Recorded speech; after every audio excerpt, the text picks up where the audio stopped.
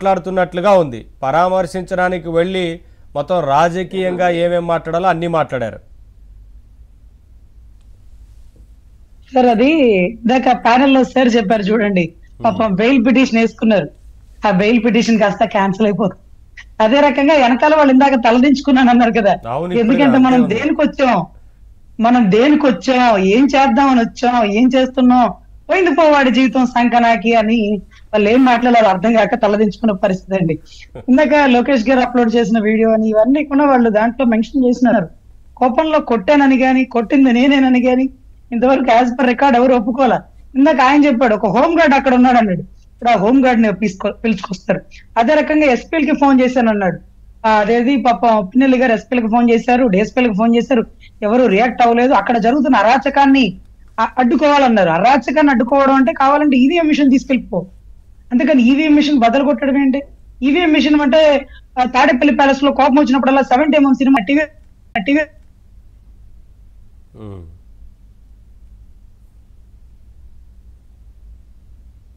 అంటే ఏమా రిగ్గింగ్ చేసి ఉంటే ఎందుకు పగలు కొడతాడు అంటే, గత 4 సార్లు మీరు గెలిచింది రిగ్గింగ్ చేసుకున్నారు కాబట్టి పాల్గొట్టలేదు, రిగ్గింగ్ చేసి ఉంటే కొట్టాడంట. రిగ్గింగ్ అతనే కనుక రిగ్గింగ్ చేసి ఉంటే, అతనే కనుక తప్పు చేసి ఉంటే ఎందుకు పగలు కొడతాడు అంటే దొంగ ఓట్లు వేసుకునే అవకాశాన్ని కల్పించాల. ఇక్కడ హోంగార్డ్ ని ఒక్కడనే పెట్టారండి, కానీ ప్రజలు సైనికులుగా మారారు. ప్రతి ఒక్కడు తిరగబడుతున్నాడు.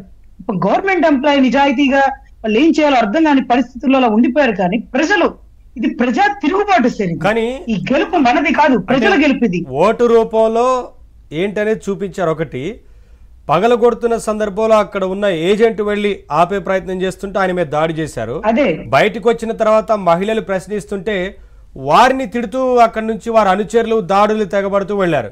సరే, అక్కడ వీడియోలు తీయలేదు కాబట్టి ఇంకా చాలా దాడులు జరిగాయి ఆ ప్రాంతంలో. రాని వీడియోలు ఇంకా చాలా ఉంటాయి, జరిగిన దాడులు చాలా ఉన్నాయి. సరే ఇక్కడ ఏం జరుగుతుందంటే, జర్నలిజం అంటే నిజాన్ని మాట్లాడగల దమ్మున్నోడే ఆ సబ్జెక్ట్ చదవాలి. నేను అందుకనే చాలా ఇంట్రెస్ట్ గా నా ఎల్ఎల్ఎం ఇంటర్నేషనల్ లా అయిపోయాక ఎంఏ జర్నలిజం కంప్లీట్ చేశాను.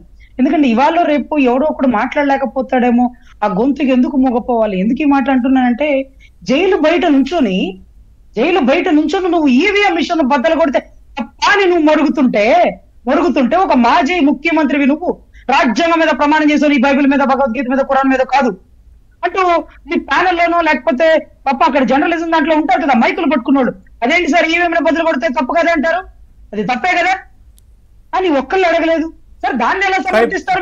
అడిగే సమయానికి వెళ్ళిపోయారు. కొంతమంది ధైర్యం చేసి అడుగుదామని చూసినా అతన్ని అసలు మాట్లాడనివ్వకూడదు సార్. అసలు జైలు బయట నుంచొని అలాంటి స్టేట్మెంట్లు ఎవరు ఇస్తారా? అన్యాయంగా అక్రమంగా అరెస్ట్ చేశారు, ఇలాంటివి పూర్తిగా ఖండిస్తున్నాం అని చెప్పి వెళ్ళిపోవాలా? ఆధారం లేకుండా అరెస్ట్ చేశారు అంటూ లోకేష్ బాబు గారు ఆ రోజు గర్జించారు. మా నాన్నని ఆధారం లేకుండా అరెస్ట్ చేశారు, ఒక మాజీ ముఖ్యమంత్రి ఆధారం లేకుండా అరెస్ట్ చేశారు అన్నారే. కానీ ఈరోజు అదేంటిది, ఈ పని చేస్తే తప్పు లేదు, ఆ పని చేస్తే తప్పు లేదంటే అది కరెక్ట్ కాదు. ఈరోజు నిజంగానే ఒకవేళ టీడీపీ హవాలోకి వచ్చింది కాబట్టి అన్యాయంగా అరెస్ట్ చేశారని చెప్పండి, ఆలోచిస్తారు జనాలు, ఏమో నిజమేనేమో టీడీపీ వాళ్ళు చేసి ఉంటారేమో అని అనుకుంటారు. నీవేం బదులు కొడితే తప్పేంటి, తప్పు లేదు అని మాట్లాడితే వీడి కొవ్వు వీడికే కరిగిచ్చారు, వీడికి ఇంతే కావాలా, ఎందుకు వచ్చిన పులుపు జావదని ఈ రోజు ఛానల్లో చూస్తున్న ప్రతి ఒక్కరు అనుకుంటున్నారు. నువ్వు కనీసం నీకు అసలు మాట్లాడడం రాకపోతే ఆ వెనకాల డూప్లికేట్ అజిత్ ఉన్నాడు పాపం, ఎవరు మన అంబటి రాంబాబు గారు, వైట్ అండ్ వైట్ లో ఆయన ముందుకు లాగాల్సింది, వాళ్ళు నెత్తి ఎవరు కొట్టుకుంటున్నారు. కర్మ కాకపోతే ఇతనే మాట్లాడాల్సి వస్తుంది, కానీ అలా మాట్లాడకూడదు, ఈవీఎం ని బద్దలు కొట్టడం తప్పు కాదు అని అనకూడదు. అసలు ఇక్కడ కూడా గారు చెప్పినట్టు, సార్ చెప్పినట్టు ఈయన ఇరికిచ్చినట్టు ఉంది. పరామర్శ బెయిల్ క్యాన్సిలేషన్ అయిపోయింది, అసలు ఇక బెయిల్ ప్రొజెక్ట్ అవ్వదు. ఎందుకంటే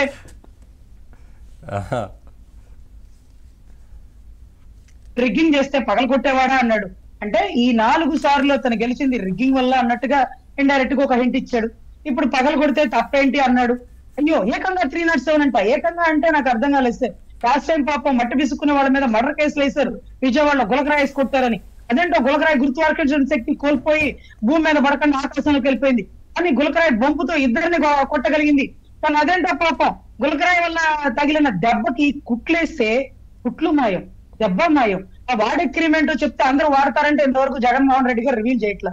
సో ఇంతవరకు ఆ కండుపోయిన కొబ్బరి చెప్పులోడు అయితే బయటికి చాలా కేసులు ఉన్నాయి, గులకరాయి కేసు ఉంది, కోడికత్తి కేసు ఉంది, మరి ఇవన్నీ ఉన్నాయి సార్. ఇవన్నీ ఏకంగా అనే పదం వాడితే 307 సార్. ఎప్పుడు చంద్రబాబు గారు అట్లీస్ట్ మైక్ పట్టుకొని మాట్లాడిన దాఖలాలు చాలా. ఇప్పుడు రౌడీ షీట్ ఓపెన్ అవుతుంది సార్, పెండింగ్ కేసులు చాలా ఉన్నాయి. అట్లా పెట్టి ఈయన రౌడీ షీటర్ కాదు. పాపం అసెంబ్లీ రౌడీ సినిమా చూసినప్పుడు సార్, మా చిన్నప్పుడు రౌడీలు అసెంబ్లీలోకి వెళ్ళేవాళ్ళ, అసెంబ్లీలో రౌడీలు ఉంటారా మాకు అర్థమయ్యేది కాదు సార్. కానీ ఈ రోజు అసెంబ్లీ రౌడీ లాగా ఈయన ఈ రోజు ఎన్ని సంవత్సరాలు ఒక రౌడీని అసెంబ్లీలో కూర్చోపెట్టామా, కన్నీటి పర్యంతం అయిపోతున్న పాపం ఆ ఏరియా ప్రజలు సార్. ఇప్పుడైనా సరే సుపరిపాలన, ఈవీఎంలు బద్దలు కొట్టడం అంటే నిజంగా ఒక ప్రజాస్వామ్య వైఫల్యం. రాజ్యాంగం మీద ప్రమాణం చేసి వారు అలా చేయకూడదు. కెమెరామెన్ గంగతో రాంబాబు లాగా అక్కడున్న మీ కెమెరామెన్లు ఎవరు ఆయన ప్రశ్న అడగకపోవడం చాలా దారుణం. అదేంటి సార్, అదెలా సమర్థిస్తారు సార్? మీరు కరెక్ట్ కాదు అని మాట్లాడలేదు. ఉండరండి, వెళ్ళిపోయారు. చాలా మంది ప్రయత్నం చేశారు, మీకు అర్థం అవట్లా. ఆయన చెప్పాలనుకున్న విషయాన్నే చెప్తారు కానీ ఎవరిని ఇంకొక ప్రశ్న వేయనివ్వరు. అదేంటి మరి, ఎవరు ప్రెస్ మీట్ పెట్టినా మన క్వశ్చన్లు అడుగుతారు కదా. మరి ఈయన అడగనివ్వరు. ఆయన చెప్పడం, ఆయన చెప్పిన తర్వాత అడుగుతుంటే వెళ్ళిపోతున్నారు. అంబటి రాంబాబు చలో చలో అన్నట్టుగా తీసుకొని వెళ్ళిపోతా ఉంటాడు. మీరు ఎక్కువ మాట్లాడితే మొత్తం దొరికిపోతున్నాం అని. మీ కెమెరాలు పట్టుకొని ఆయన కారుకి ఎవరు వెంటపడాలా? సరే సార్, ఈవీఎంలు బదులు కొడితే తప్పలేదు. అవన్నీ వారి దగ్గర నడవదండి, పడ్డారు, అవన్నీ అయిపోయి. అంబటి రాంబాబు మీరు ఎక్కువసేపు మాట్లాడితే అన్ని దొరికిపోతున్నాం, చలో చలో అని తీసుకొని వెళ్ళిపోతా ఉంటారు. మీరు అదే అంటున్నారు, దేనికి వచ్చాం, ఏం చేయడానికి వచ్చాం, ఏం చేసాం, రిగ్గింగ్ చేస్తుంటే ఆయన పాల్గొట్టేవాడు. ఆ వెనక అనిల్ కుమార్ యాదవ్ కి అర్థం అవట్లా, ఆయన చెప్పే విషయం ఏం అర్థం అవట్లా, ఏం చెప్తున్నారని. మీరు చూడొచ్చు, వీడియో అబ్జర్వ్ చేయండి. సరే చూసాను సార్, వాళ్ళ ఎక్స్ప్రెషన్ లో మారిపోయింది. మరి